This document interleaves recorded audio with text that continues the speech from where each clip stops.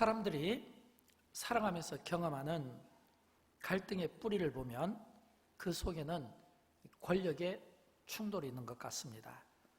누가 우위를 차지할 것인가, 또는 누가 클 것인가, 으뜸이 될 것인가, 이런 충돌이 사람들 속에는 다 있어 보입니다. 또 뿐만 아니라 이 충돌은 2000년 전 예수님의 제자들에게서도 엿볼 수 있습니다. 왜냐하면 오늘 우리가 읽었던 본문 내용 가운데 보면 예수님의 12제자 가운데 야고보, 요한 두 제자가 예수님께 질문하는 내용이 본문에 등장하기 때문입니다. 그런데 그 질문하는 내용을 보면 이런 질문입니다. 주의 나라가 이 땅 가운데 임해질 때, 주님의 그 영광이 이 땅 가운데 드러날 때, 주님, 우리 중에 한 사람은 주의 우편에, 한 사람은 좌편에 앉게 해주십시오. 이런 부탁입니다. 우리가 현대 용어로 쓰면 청탁이라는 말로 쓸 수 있겠죠. 하나는 주의 우편에, 하나는 주의 좌편에 앉게 해주십시오. 이것을 보면 예수님의 제자들이 어디에 관심이 있는가를 또한 엿볼 수 있습니다. 무엇보다 이 본문의 배경은 예수님께서 십자가를 지시기 위한 그 고난의 그 앞에서 이런 일들이 이루어진 겁니다. 그리고 예수님은 지금 제자들이 질문을 통해서 그들의 관심이 어디에 있는가를 꿰뚫어 보시고 예수님께서 답변을 해주시는데, 이 답변은 제자들이 듣고 싶어하는 답은 아닙니다. 왜냐하면 오늘 본문 43절과 44절에서 이렇게 이야기합니다. 우리 같이 읽어보도록 할까요? 너희 중에 크고자 하는 자는 너희를 섬기는 자가 되고, 너희 중에 누구든지 으뜸이 되고자 하는 자는 모든 사람의 종이 되어야 하리라. 지금 크고 으뜸의 기준이 어디에 있냐면 섬기는 데 있고 희생에 있다. 지금 이걸 가르쳐 주는 겁니다. 그렇다면 이것은 제자들의 그 생각과 관심이 예수님의 생각과 관심과 차이가 있는 것을 보게 되는 거죠. 그런 맥락에서 오늘 본문은 이 제자들과 예수님의 관심 또는 목마름 또는 소원, 이렇게도 볼 수 있는데, 이 소원에 어떤 차이점이 있는가라고 하는 것을 먼저 말씀드립니다. 먼저 제자들 야고보와 요한의 소원입니다. 그들의 소원이 어디에 있냐면 미래에 있습니다. 미래에 주님의 나라가 임하면, 이 땅 가운데 임하면 하나는 주의 우편에, 하나는 주의 좌편에 앉게 해주십시오. 청탁이잖아요. 이거는 미래에 좋은 자리를 좀 달라고 하는 청탁입니다. 또 이 똑같은 말씀이 마태복음에도 나오는데, 마태복음에서는 어머니까지 등장시킵니다. 어머니까지. 마태복음 20장 20절에 보면 그때의 세베대의 아들의 어머니가 이렇게 나와 있거든요. 이 세베대의 아들이 바로 야고보와 요한을 가리킵니다. 어머니가 두 아들을 데리고 예수께 와서 절하며 무엇을 구하니? 지금 이 모습이잖아요. 이걸 보면 지금 이 제자들이 지금 이 관심이 온통 어디에 있냐면 높아지고 성공하고 싶다는 겁니다. 이게 지금 제자들의 소원입니다. 하나님의 말씀을 가까이 해야 될 이 제자들이 실은 그 중심이 어디에 있냐면 말씀보다 성공에 있었던 겁니다. 이게 그겁니다. 그래서 주님은 지금 그런 그 제자들을 보시면서 예수님께서 이 제자들을 꿰뚫어 보신 거예요. 무엇을요? 지금 그들 안에 있는 그 속마음은 크고자 하는, 우위에 있고 싶어하는 이런 마음이라는 거예요. 그렇다면 여러분, 이번에는 그러면 이 두 제자 남은 10제자가 있잖아요. 그러면 이 10명의 제자는 그럼 이 두 제자와 다른 생각을 가지고 있을까요? 이 10명의 제자들의 반응이 오늘 본문에 보면 나오는데 41절에 보면 나와요. 41절에 보면 10제자가 듣고 그랬거든요. 10제자가 듣고, 이 이야기는 야고보와 요한이 예수님께 주의 우편에 좌편에 앉게 해주십시오라고 하는 이 이야기를 10제자가 들을 수 있는 가까운 거리에서 이야기했다는 겁니다. 그렇죠? 그리고 옆에서 둘이 예수님께 속삭이는 것을 옆에 있는 제자들이 들었다는 거예요. 근데 들었는데 화가 났다는 겁니다. 여러분, 이 10제자가 화가 났다는 것은 어떤 의미일까요? 두 제자와 10제자가 생각이 같다는 겁니다. 다만 두 제자가 좀 먼저 예수님께 이야기했을 뿐이지, 이 12제자, 그들의 모든 관심사는 어디에 있었냐면 누가 우위에 있을 것인가, 누가 높을 것인가, 누가 으뜸이 될 것인가, 여기에 그들의 관심이 집중되어 있었다는 것을 보게 되는 겁니다. 여러분, 그리스도인의 삶은 어떤 삶이어야 할까요? 그리스도인의 삶은 고난과 십자가의 삶이어야 합니다. 그러나 우리가 예수님의 제자들을 통해 보는 것은 거부하고 있는 겁니다. 이건 오늘 현대를 살아가는 우리 그리스도인들도 같은 맥락 아닐까요? 우리가 마음은 늘 주님을 사랑합니다. 그리고 우리가 주님을 섬깁니다. 주님의 그 십자가와 고난을 따르겠습니다 라고 이야기하지만 말이 그런 거지 실제 우리의 삶은 거부하고 있는 겁니다. 받아들이지 못하고 있는 겁니다. 기독교의 삶은 고난과 십자가의 삶이지만 그러나 실제 우리의 삶의 현장에서는 이걸 받아들이고 싶어하지 않는 모습을 보고 있는 겁니다. 거부하고 있는 거죠. 여러분, 예수님은 어떨까요? 이런 이 제자들과 다르게 오늘 본문은 예수님의 소원도 보여주고 있습니다. 12 제자의 소원이 높아지고자 하는 것이고 희생을 거부하고 있다면 그럼 예수님은 어떤 소원을 가지고 있을까요? 오늘 본문에서 두 가지 소원을 우리에게 보여주는데 첫 번째는 희생의 삶입니다. 어떤 희생의 삶이냐면 38절에 보면 나오는데 우리 같이 한번 읽어보도록 합니다. 예수께서 이르시되 너희는 너희가 구하는 것을 알지 못하는도다. 내가 마시는 잔을 너희가 마실 수 있으며 내가 받는 세례를 너희가 받을 수 있느냐. 아멘. 여러분, 지금 이 말씀은 어떤 말씀인 줄 아시죠?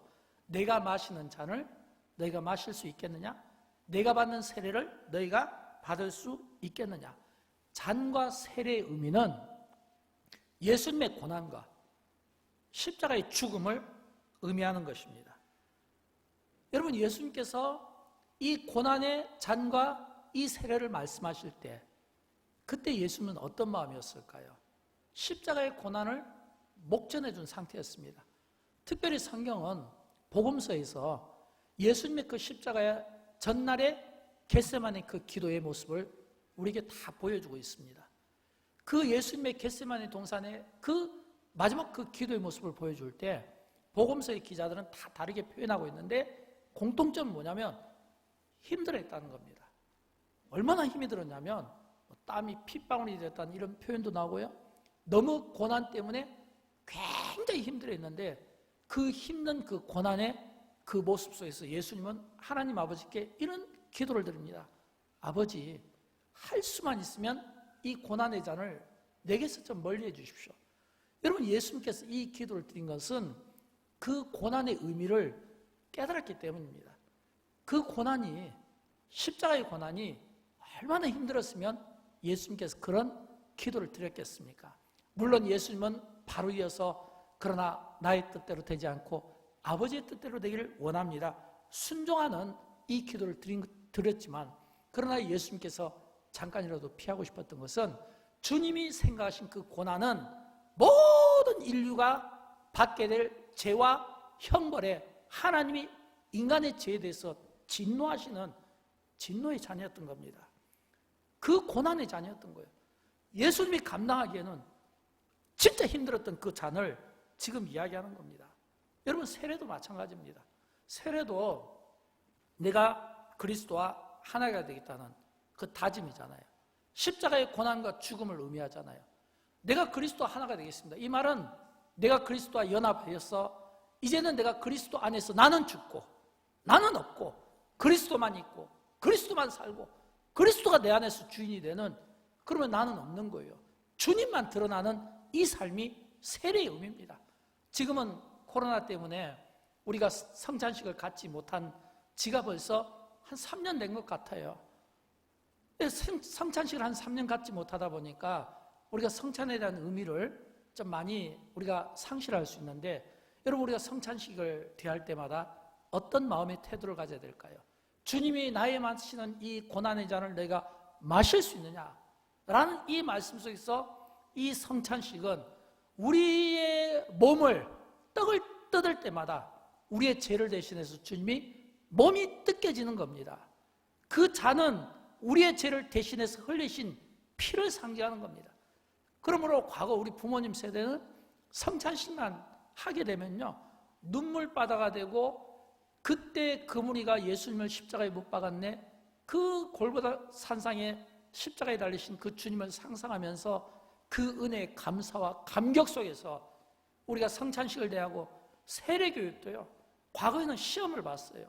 뭐 지금처럼 그냥 간단한 문답으로 예예예 해서 주는 게 아니라 이 세례 시험에 떨어진 때도 있었고요, 세례식을 받기 위해서 공부도 하고 시험도 보고 몇 날 며칠 기도도 하고, 그래서 그 세례의 감격이 굉장히 컸는데, 지금은 이제 시대가 많이 바뀌면서 좀 영적으로 무뎌졌지만, 그러나 기독교의 정신, 기독교의 신앙은 어디에 있냐면 그리스도와 연합되는 것, 주님이 뜯기신 그 몸처럼 우리가 빵을 대할 때마다, 그 흘리신 그 피처럼 우리가 잔을 대할 때마다 예수님의 그 십자가와 부활에 우리가 동참하고 그 죽음과 그 고난에 우리가 동참하겠다는 이런 거룩한 다짐과 이 결단이 우리에게 필요하다고 하는 것입니다. 그러므로 우리가 신앙생활하는 것은 높아지고자 함이 아닙니다. 오히려 예수를 믿기 때문에 고난과 희생을 내가 감내하겠다는 뜻입니다. 그러므로 여러분, 우리가 믿음이 커간다라고 하는 것은 어떤 의미냐면, 믿음이 커간다는 것은 그만큼 나의 믿음이 커간다, 이 말은 내가 그만큼 십자가의 길로 걸어간다는 의미입니다. 내가 그만큼 십자가를 내가 짊어진다는 의미입니다. 이게 십자가의 삶이고 이게 미랄의 삶인 것입니다. 예수님이 우리를 대신하여 죽어주신 것처럼 우리 또한 그리스도 안에서 나는 죽고 없고 주님만이 사는 겁니다. 주님이 우리를 위하여 죽어주심으로 우리가 살아간 것처럼 우리가 십자가의 그 고난과 죽음을 깊이 묵상하며 주님 안에서 내가 죽을 때, 주님이 죽어주심으로 내가 살아난 것처럼 내가 그리스도 안에서 죽을 때 또 내가 다른 사람을 살리고 회복시키는 능력이 나간다라고 하는 것입니다. 저는 할 수만 있으면 저와 여러분, 우리가 우리 속에 예수 그리스도의 그 희생의 정신이 있고 그 희생의 삶이 능력이 되어 많은 생명을 살리고 구원하는 일에 거룩한 하나님의 도구로 쓰임받기를 주님의 이름으로 축원드립니다. 축원드립니다. 그 다음에 두 번째는 섬김의 삶입니다. 오늘 본문 45절은 예수님께서 온 것을 이렇게 우리에게 이야기하고 있습니다. 같이 읽어보도록 할까요? 인자가 온 것은 섬김을 받으려 함이 아니라 도리어 섬기려 하고 자기 목숨을 많은 사람의 대속물로 주려 함이니라. 아멘. 여러분, 이 말씀은 인자가 온 것은 예수님이 이 세상에 오신 목적을 가르쳐 주는 겁니다. 그 목적은 뭐냐면 섬기기 위해서라는 거예요. 많은 사람의 대속물로 주려 함이라, 죽기 위해서 오셨다는 거예요. 섬기기 위해서 오셨고 죽기 위해서 오셨다는 겁니다. 이건 뭘 뜻할까요? 오늘 우리 그리스도인들이 살아가는 삶의 방향입니다. 우리가 어떤 삶의 방향을 가지고 살아야 될까요? 오늘 예수님께서 섬기고 죽기 위해 오신 것처럼 십자가의 그 걸음을, 십자가의 길을 걷는 그 기쁨을 우리가 갖기를 원하는 것입니다. 여러분, 예수님은 이 땅에 왕으로 오셨습니다. 왕은 백성들의 섬김의 대상이에요. 그러다 역설적으로 백성들을 섬기기 위해서, 섬김 받기 위해서 오신 것이 아니라 오히려 섬기기 위해서 오셨음을 역설적으로 우리에게 보여주고 있는 겁니다. 많은 사람을 대신하여 죽으러 오셨다는 역설의 삶을 오늘 우리에게 들려주고 싶은 겁니다. 예수님께서 십자가를 지러 오셨다, 이 자체가 왕이신 하나님의 아들이 이 땅에 오셔서 친히 종으로 오셔서 우리를 섬기고 죽어주시는, 이게 역설이잖아요. 그러므로 기독교는, 성경은 우리에게 많은 경우 이런 역설의 삶을 강조하고 있는 것을 우리가 볼 수 있어야 되는 겁니다. 여러분, 내가 신앙이 깊어져 간다, 이게 뭘 뜻할까요? 내가 신앙이 깊어져 간다, 아, 저분 신앙이 점점 깊어지는 것 같아? 이건 어떤 의미냐면 이 역설의 진리를 깊이 깨달아가는 과정이다, 이렇게 볼 수 있는 거예요. 역설의 이 삶을 깊이 깨달아가는 과정이다, 이게 신앙이 깊어지는 것이라고 하는 겁니다. 예를 들어서 좀 쉬운 예로, 주는 자가 복되다라고 하는 거예요. 여러분, 이게 역설이죠. 주는 자가 복되다, 이걸 내가 머리로는 알고 있어요. 가슴으로도 내가 좀 이해가 됩니다. 그러나 주는 것이 복되다, 그래서 줄 수 있나요? 우리의 손과 발이 움직이나요? 그건 아니거든요. 딱 막는 거예요. 받아들이지를 못하는 거예요. 이게 오늘 우리 그리스도인들의 갈등 아니겠습니까? 하나님은 우리에게 주라고 말씀하는데, 그게 복이라고 하는데 내가 지식적으로는 마음으로는 이해하고 있지만 주기 싫은 겁니다. 그러나 예수님은 계속 우리에게 이야기하는 거예요. 어떻게 해요? 오늘 본문에도 보면 43절과 4절에서 말하는 거예요. 너희 중에는 그렇지 않을지니 너희 중에 누구든지 크고자 하는 자는 너희를 섬기는 자가 되고 너희 중에 누구든지 으뜸이 되고자 하는 자는 모든 사람의 종이 되어야 하리라.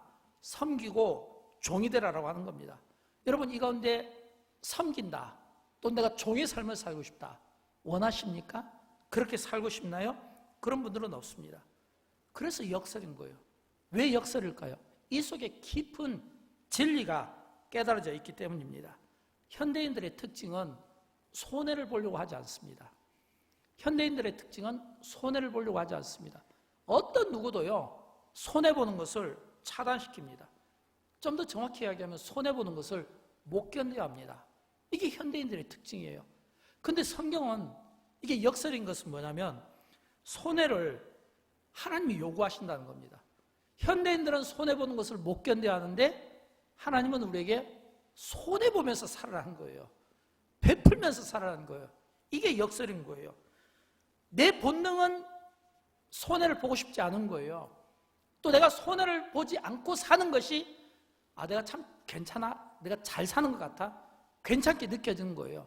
근데 여러분, 역설인 것은 하나님의 말씀이 우리에게 들려올 때는 어떤 말씀들이냐면 주라, 주는 자가 복되다, 손해를 보라, 손해를 본 자가 복되다, 이걸 자꾸 우리에게 말씀을 한다는 겁니다. 그래서 우리 그리스도인들이 내가 손해를 보고 싶지 않은데 내 본능은 손해보는 것을 거부하는데 말씀이 자꾸 나에게 손해를 보라고 하니까, 하나님이 그렇게 우리에게 말씀하니까 이중구조 속에서 갈등을 겪는다라고 하는 겁니다. 그러나 저는 이런 이 갈등 앞에서 이런 질문을 가지면 좋겠어요. 왜 하나님께서 우리에게 손해보며 살아라고 할까요?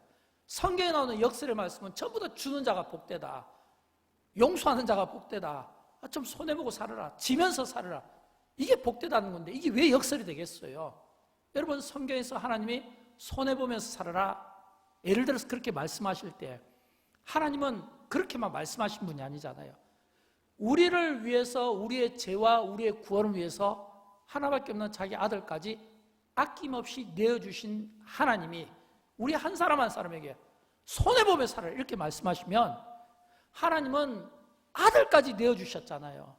그렇다면 우리에게 손해보고 살라, 이 말이 우리가 손해보는 일이 아니라는 뜻 아니겠습니까?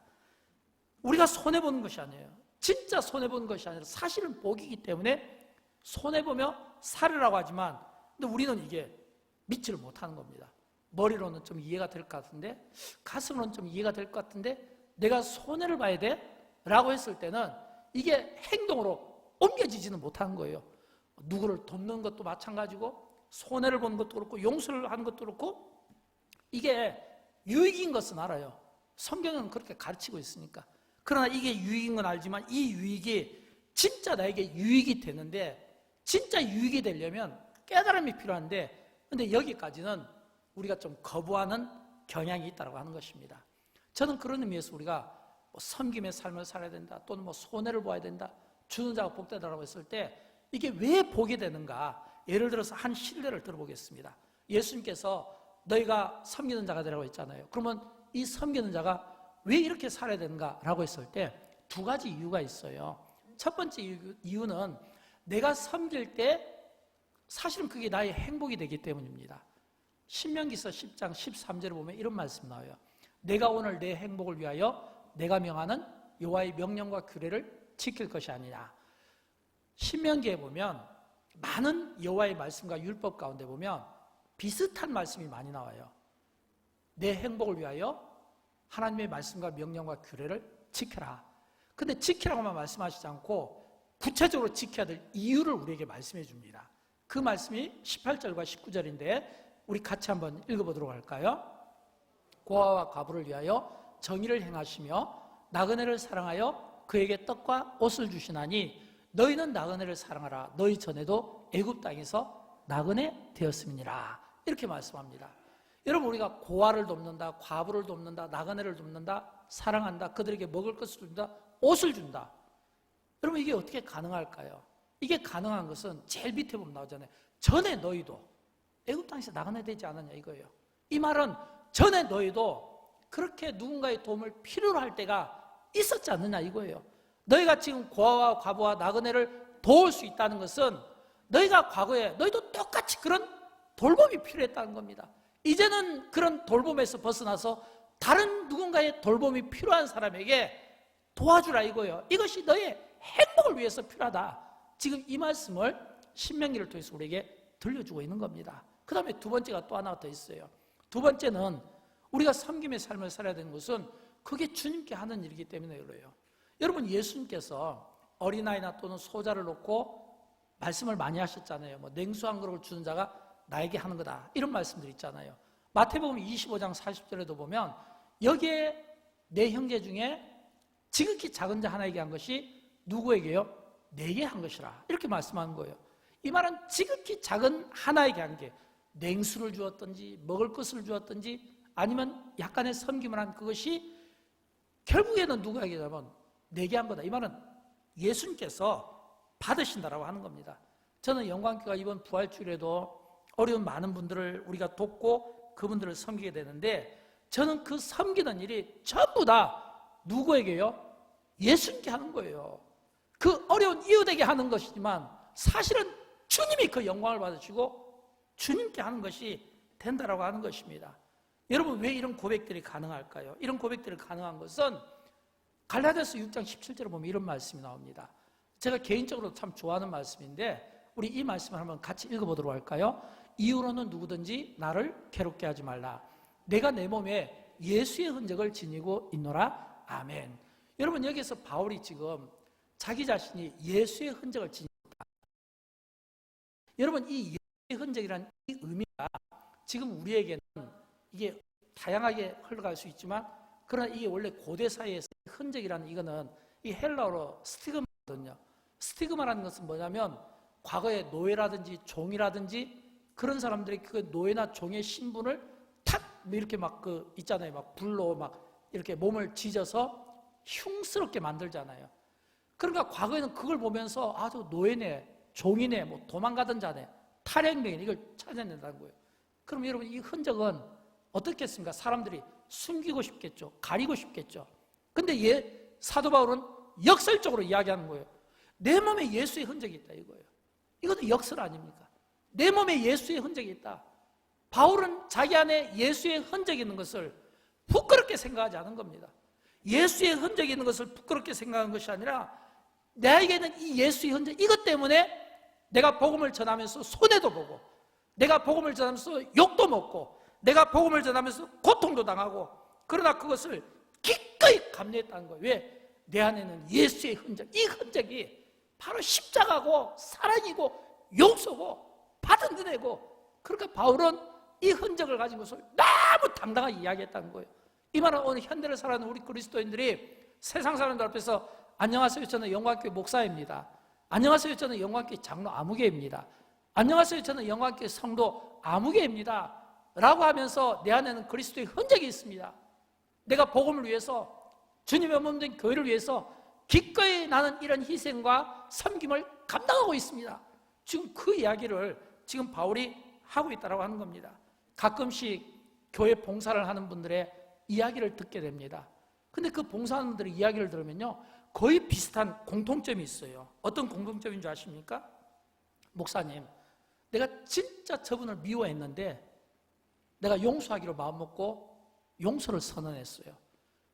근데 진짜 미워했는데 그분에게 용서를 선언했다는 거예요. 근데 여러분 아십니까? 그렇게 내가 용서를 선언할 때 주님이 우리에게 이렇게 말씀하는 거예요. 고맙다, 고맙다. 그 용서는 나에게 한 것이다. 이렇게 말씀하는 음성이 들리는 것 같더라는 거예요. 내가 누군가의 어려운 집에 찾아가서 청소도 해주고 설거지도 해주고 먹을 것도 좀 사드리고 그 어려움을 좀 도와주었는데, 그 어려움을 도와준데 그 경험이 주님이 나에게 고맙다, 내게 한 것이다, 이런 음성이 들린다는 거예요. 여러분, 진짜 봉사하고 헌신을 하게 되면 그 헌신과 그 봉사가 그 누구에게 도움을 주는 것 같지만 사실은 주님께 하는 겁니다. 주님이 고맙다, 내게 한 거다. 어린 아이에게 냉수 한 그릇을 준 것이 내게 한 거다. 어린 아이에게 조금 섬겨준 것이 내게 한 거다. 주님은 우리에게 그렇게 말씀하는 겁니다. 누군가를 도울 때 어떤 느낌이 받습니까? 비로소 조건 없이 나를 사랑하신 그 하나님의 사랑을 고맙다고 이야기하는 그 사람을 통해서 내가 깨닫게 된다고 하는 것입니다. 사랑하는 여러분, 우리는 많은 경우 우리를 조건 없이 사랑해 주신 그 하나님의 은혜를 우리가 얼마나 이해하며 감격하며 살아가고 있습니까?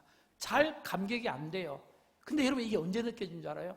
내가 누군가에게 자비를 베풀고 용서를 베풀고 섬기고 사랑하고 뭔가 도움을 줄 때, 그 도움을 줄 때 내 안에 있는 마음이 조건 없이 나를 사랑하신 그 하나님의 그 은혜가 바로 이런 마음이었구나 라는 이런 영적인 깨달음을 우리가 갖게 된다는 것입니다.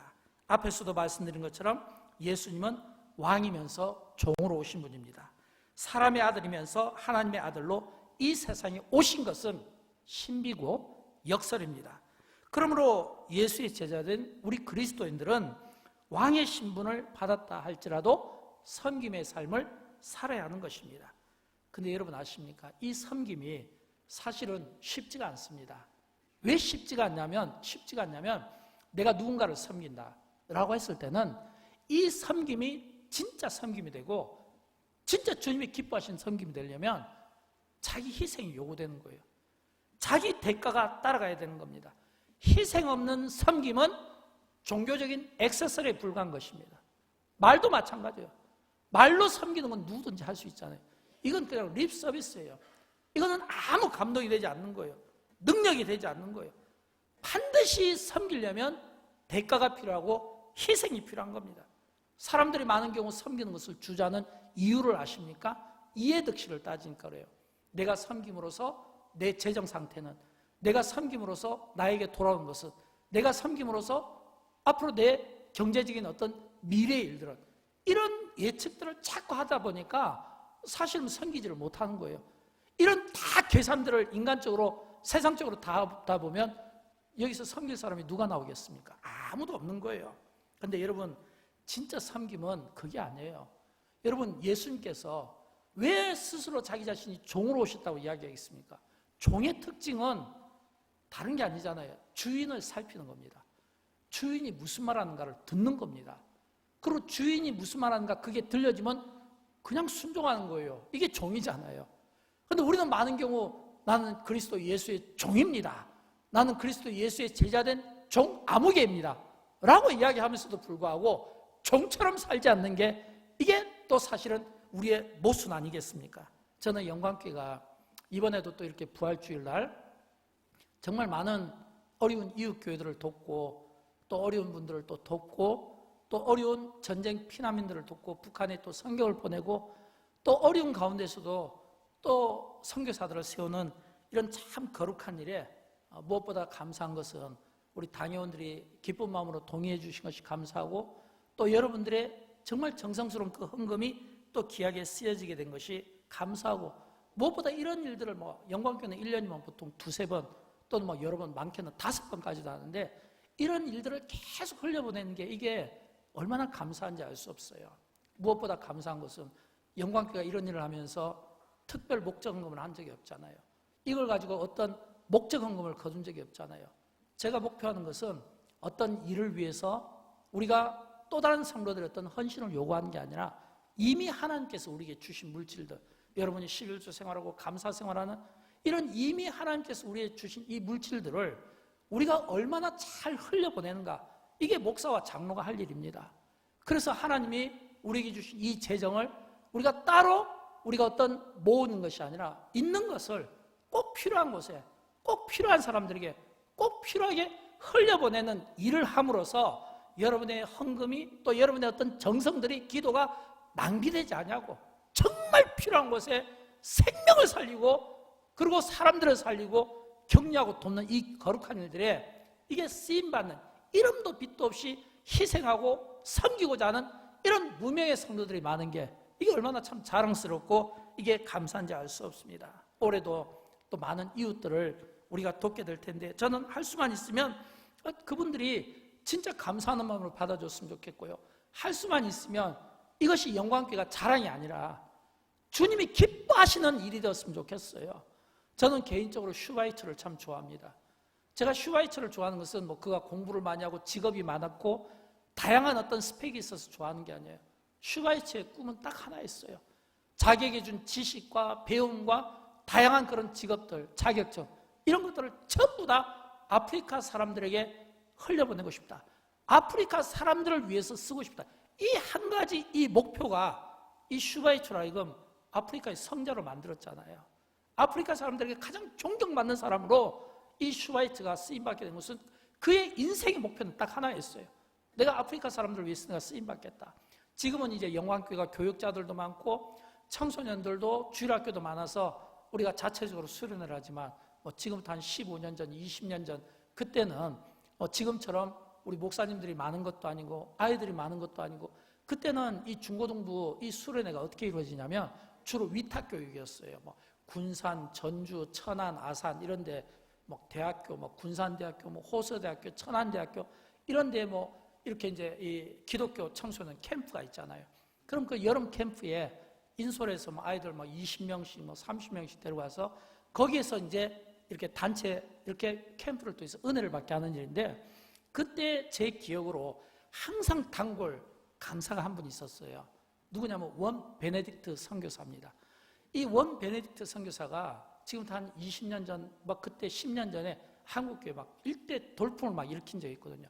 제가 이렇게 여러 수련회를 가면서 자주 만나고 교제도 했는데 제가 이분의 그 철학을 참 좋아합니다.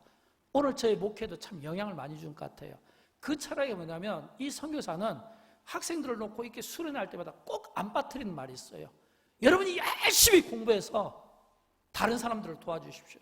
여러분이 열심히 돈을 벌어서 다른 사람들을 위해서 쓰십시오.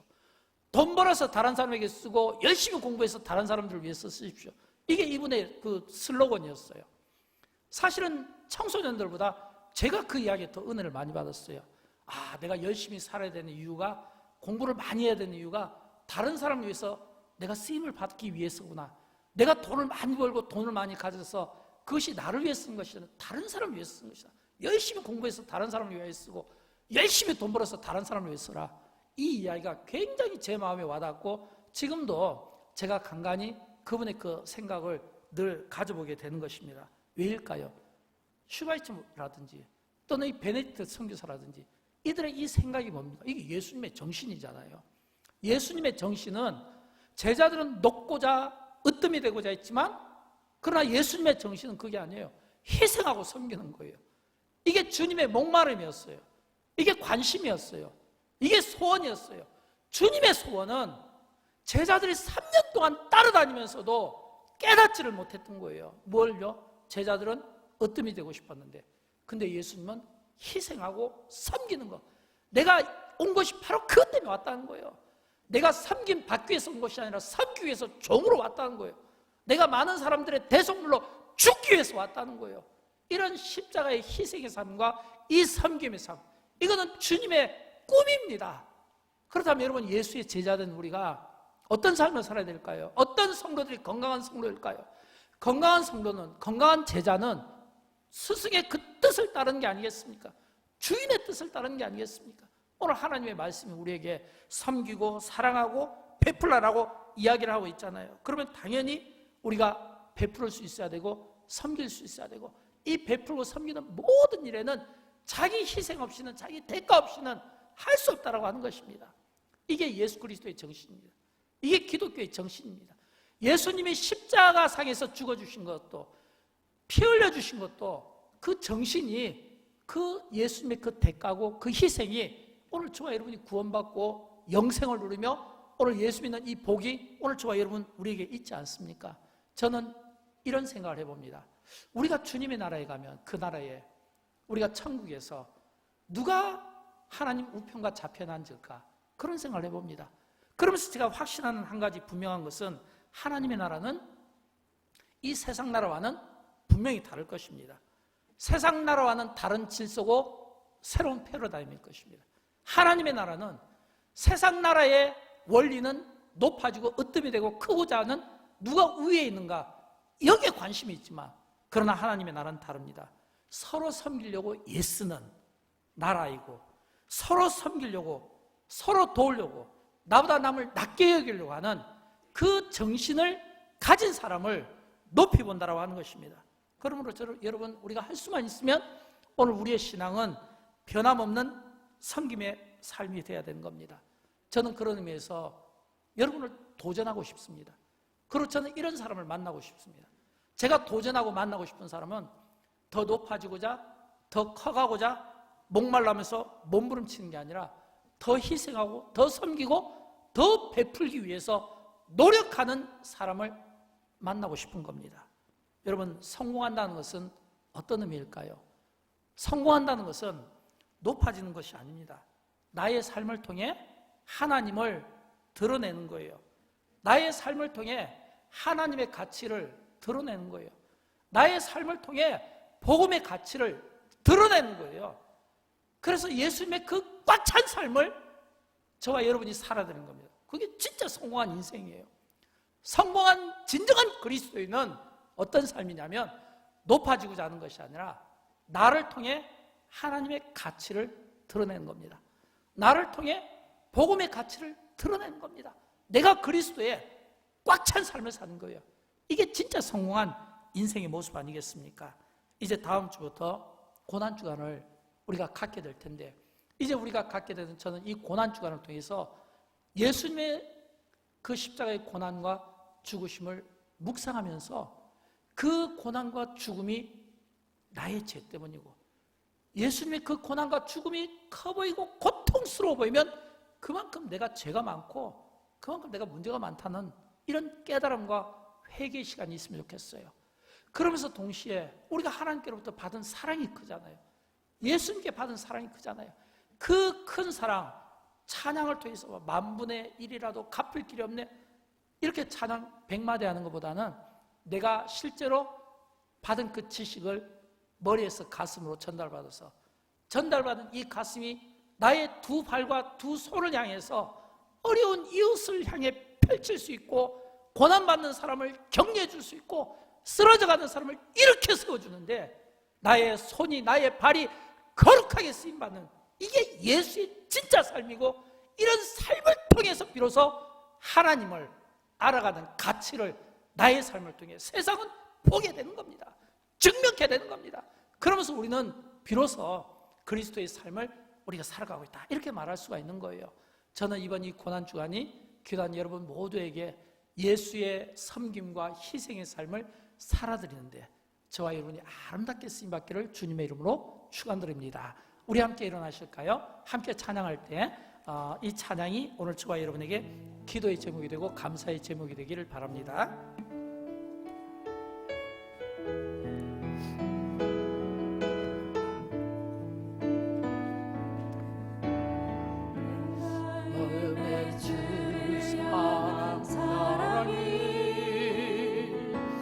나의 말은 주가 주신 진리로,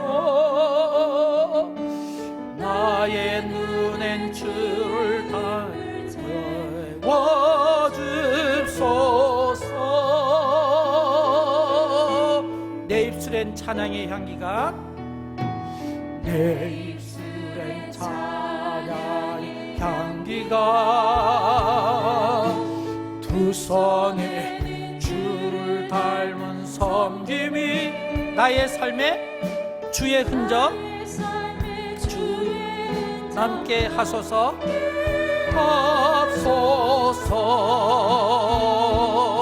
하나님의 사랑이, 하나님의 사랑이 영원히 함께하리.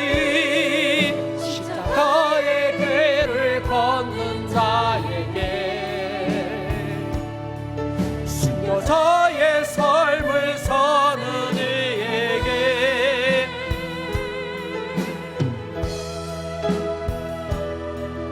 조롱하는 소리와 세상 유혹 속에도 주의 순결한 친구가 되리라. 내 생명 주님께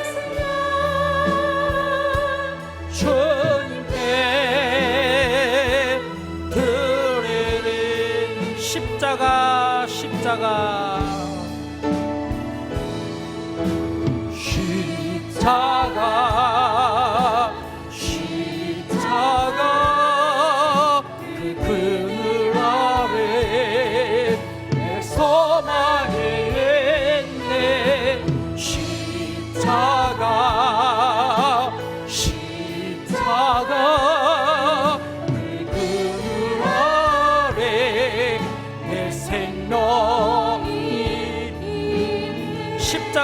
십자가